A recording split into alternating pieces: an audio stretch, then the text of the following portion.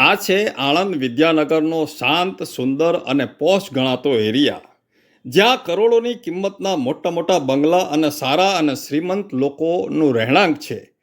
જુઓ તો ખરા, આ બિહારી બાબુએ એની દશા બગાડી નાખી છે.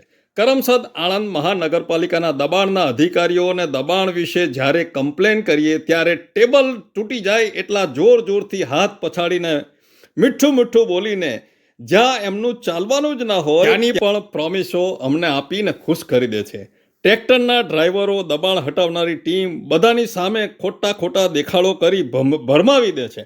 પરંતુ વિદ્યાનગર રોડ ઉપર જ ફૂટપાથ ઉપર 4 થી 5 ટેમ્પા, 10-12 માણસો અને મોટી વખારની જેમ શાકભાજી ફ્રૂટનો વિશાળ પથારો કરીને વેપલો ચલાવતા આ બિહારી બાબુ પાણીમાં મુઠ્ઠીઓ ભરાવે છે.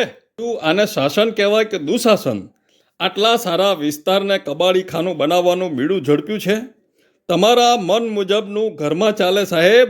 આ ઓફિસ છે, સરકારના કાયદામાં રહો, મનમાની ના ચલાવો. પોતાના થોડા ફાયદા માટે આખા વિસ્તારને પોલ્સન ડેરી જેવો બનાવવાની કોશિશ ના કરો સાહેબ. કરમસદ આણંદ મહાનગરપાલિકાની એસી કી તેસી કરી રહેલ આ શાકભાજીના સમ્રાટને કોઈની બીક, ડર, કાયદો કે નીતિ નિયમોનો કોઈ ડર જ નથી. બધું પોતાના ખિસ્સામાં ઘાલીને ફરે છે. આ કોઈ ગરીબ બિચારો નથી. કોઈએ એવી કોમેન્ટ કરવાની ભૂલ ના કરવી. હજારો રૂપિયાની કમાણી સરકારને ઉલ્લુ બનાવી નાગરિકોની રહેમ નજર અને વહીવટદારોને ભરપૂર ખુશ રાખનાર આ બિહારી બાબુ છે. શું એમને શરમ નહીં આવતી હોય કે સરકારી જમીન ઉપર આટલો મોટો પથારો ન થાય કે પછી ખરીદી લીધી છે?